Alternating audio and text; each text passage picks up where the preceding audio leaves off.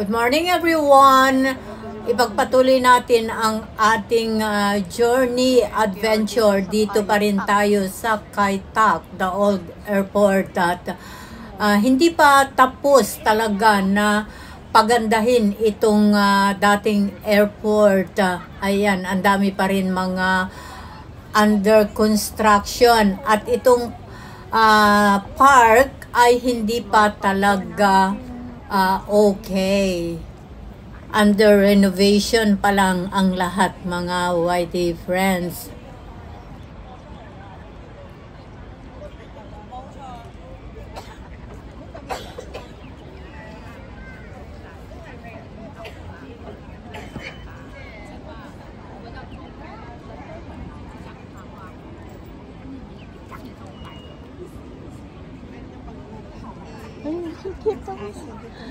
Ang cute.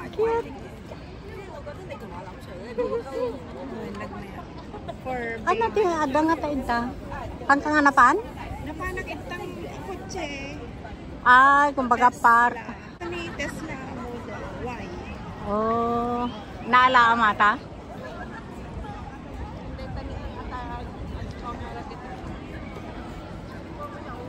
Restaurants.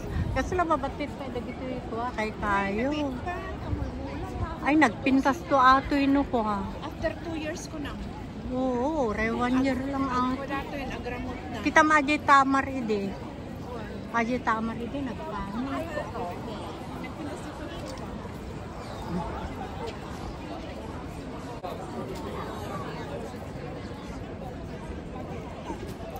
Patuloy lang tayo sa ating paglilibot dito pa rin sa old airport, mga YT friends.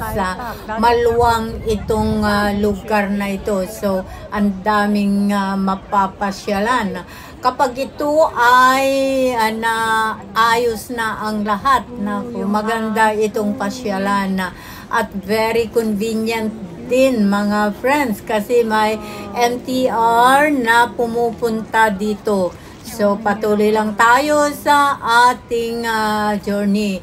Ang napansin ko dito sa lugar na ito, maraming mga doggy, mga dog lovers ang marami dito. At talagang ginagawa nilang baby, mga YT friends. Ang kanilang mga doggy, alagang-alaga dahil malamig ngayon. So talaga naman covered din sila. So nandito naman tayo sa airside. Tignan naman natin itong mga model kuno na mga kotse. Ang gaganda naman. Wow, diba? So ang daming pwedeng mapasyalan dito sa lugar na ito.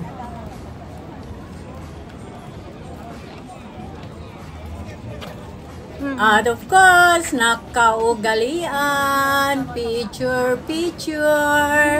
for remembrance, diba? Ang gaganda mga naman ng mga kotse, diba? Maski sa picture man lang, dream na meron tayong picture dyan sa mga models na yan.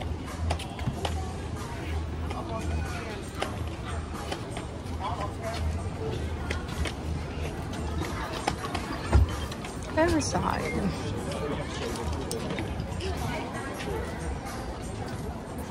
Parang armor car.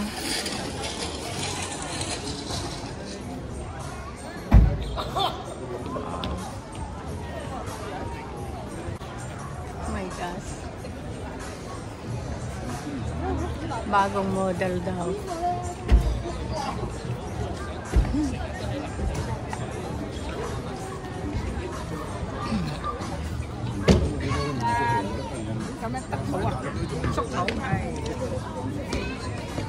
Itong model na ito, ang inikutan ko talaga ng maraming beses. Kasi para bagang amphibian ang dating. Hindi ko alam. Or armor car. Ganun ba yun? Basta, kakaiba. At tayo ay napalingon dito. Merong parang maingay. Wow! Ang cute-cute naman. Mga doggy. Ayan. 機 OK 問咁耐啦，企定定嗰啲問，企定定嗰啲問，係嘛？多啲嘅味啊！你中意人多啲啊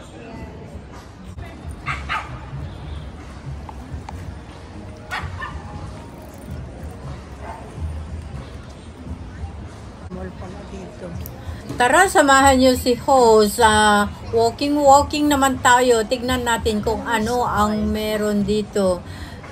Wow, airside. Naging conscious lang si host kung ano ang meron pa dito. Dahil kagaya nga ng kwento ng mga amo ko at ang alaga ko ay under renovation pa lang ang lugar na ito at maraming mga construction at pinapaganda talaga. So ayan, totoo nga at si host ay nainganyo na libutin ito at maluwang nga talaga mga YT friends. Of course, dating airport ito, so talagang maluwang nga. So, patuloy lang tayo sa ating paglalakad at tayo ay pabalik na doon kung saan tayo galing kanina, doon sa mga model na sasakyan. Wow, at ito, nandito pa rin ang mga cute dog, mga lovely dogs. Ayun, nakalagay na sila sa kanilang Pajero. Pajero ng mga doggy.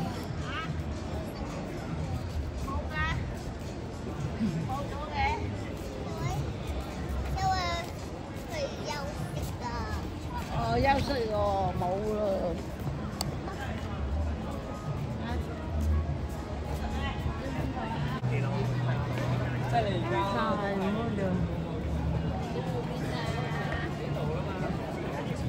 Grabe yan.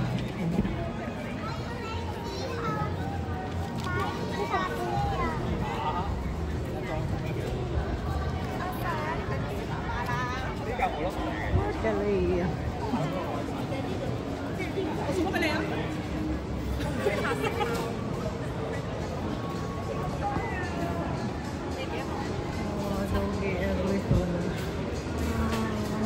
Patuloy lang tayo sa ating pamamasyal at dito napansin ko maraming restaurants sa lugar na ito at tayo ay papalabas. Mayroon ditong pintuan papalabas. So tara, samahan nyo si Ho sa aking adventure dito pa rin sa airside kay Tak.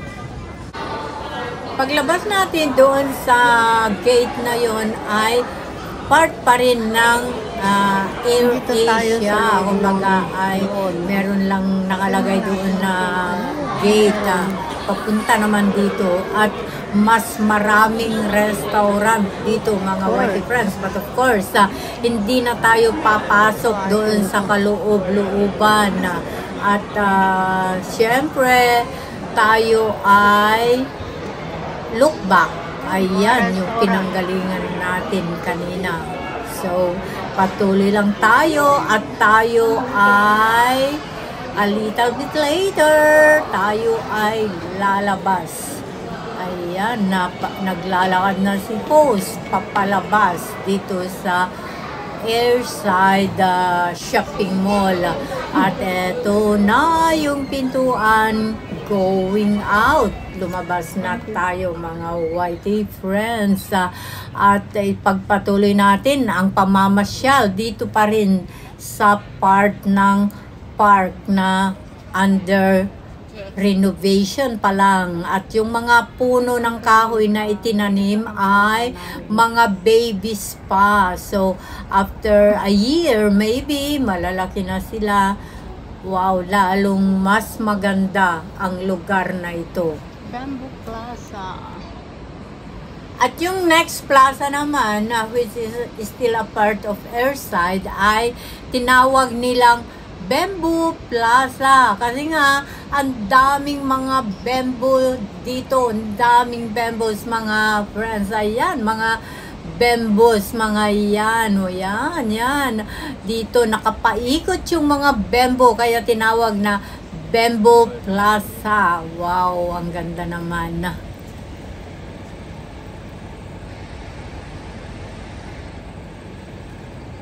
Hindi tayo sa bamboo. Bamboo. Dami pa rin dogi.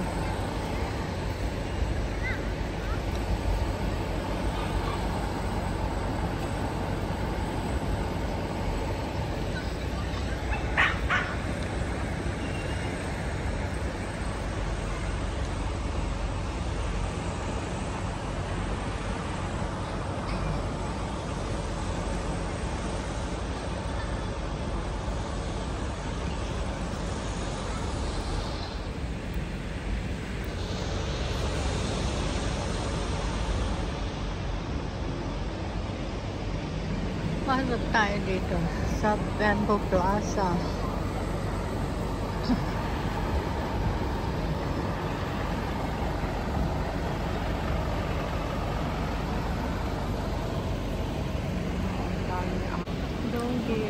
Oops! May mga doggy doon at busy. Nagmamaritesan yata. Wow, hindi lang tao ang marites, pati mga doggy. Wow, shout out sa iyo dyan, Kapitana. Hindi lang si host ang marites, diba? Wow.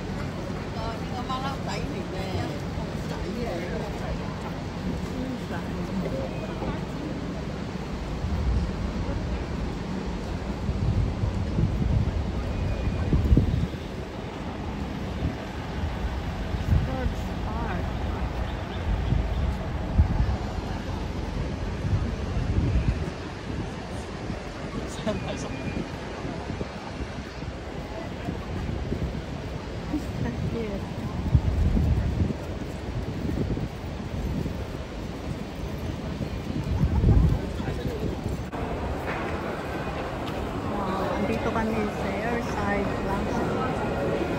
Pumasok naman tayo dito sa part pa rin ng Airside Shopping Mall, at tingnan naman natin na mag-osyoso tayo kung ano ang meron dito. First time ko kasi pumunta dito, so hindi ko alam at kung ano ang meron talaga dito, mga whitey friends. So patuloy lang tayo sa ating adventure dito pa rin sa Kai-Tak. Wow, ang ganda nga naman ng mga tanawin. Umikot na lang si host, hindi umakyat si host doon sa taas, sa kana. Dito muna tayo sa baba at wow, napakaganda nga naman yung mga landscaping nila dito ng mga halaman. So, wow, I love it. Ang ganda. So, si host ay dito muna. Maglilibot muna tayo kung ano ang meron dito at bakit iisang building ito pero nilagyan pa ng mga gate bago ka makapasok muli sa isang lugar. So, ang ganda nga naman. Ang sarap talagang mag-explore sa ganitong mga lugar, lalo na kung first time mo palang mapuntahan at wala ka talagang tour guide na kasama kundi sarili mo. So ayan, patuloy lang tayo sa ating pag-oosyoso dito sa Airside Shopping Mall na ito. Mamaya na tayo umakyat sa taas. At of course, ang kasama kong si Sis Evelyn, hindi ko rin alam kung nasaan siya ngayon. Wow, isang mataas na escalator ang papakyat doon. Pero wow, nakasalubong natin mga doggy. Kaya nga sabi ko sa inyo mga friends, mostly mga nakakasalubong natin dito ay mga dog lovers. Wow, ang ganda naman. At si host naman ay patuloy sa pag-uusyoso kung ano ang meron dito sa shopping mall na ito. Dito pa lang tayo sa baba. Oops! galing na tayo Mga dyan. nakita At natin kanina. doon pala ulit ang exit and entrance. Ayan yung mga model na mga sasakyan. So, wow. So, ang ganda nga naman, di ba? Wala akong tour guide. Mas maganda yon, di ba? Makaka-pick up ka ng mga lessons. Kasi kung meron kang tour guide, sa akin pag may tour guide ako, baka hindi ko na lalong mailagay sa utak ko yung kung saan yon, kung anong lugar, kung saan ako pumasok. Kasi nagde-depend na lang ako sa tour guide. Ganyan si host. So, ang gusto niya ay yung siya mismo ang makadiscover kung ano yun, kung saan yung papasok at kung saan yung lalabas. Wow, kapag tayo ay nawala, Hong Kong lang naman ito, ang daming pulis dyan, magpatulong ka lang kung paano ka makabalik sa iyong lugar. Basta ang importante, alam mo kung saan ka nakatira. Para kung mawala ka, tanungin ka ng pulis, ay alam mo ang iyong sinasabi. Wow, kala mo naman marunong si host. Wow, andito na naman tayo sa labasan. Dito sa my park. Maluwang kasi itong ginagawang under renovation pala. Correction. Na park dito sa Kai Tak. Dating airport ng Hong Kong. Wow, dami ko nang sinabi.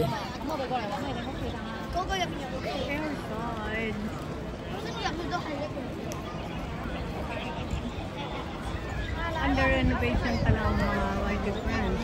Hindi pa talaga lalo na yung mga mall.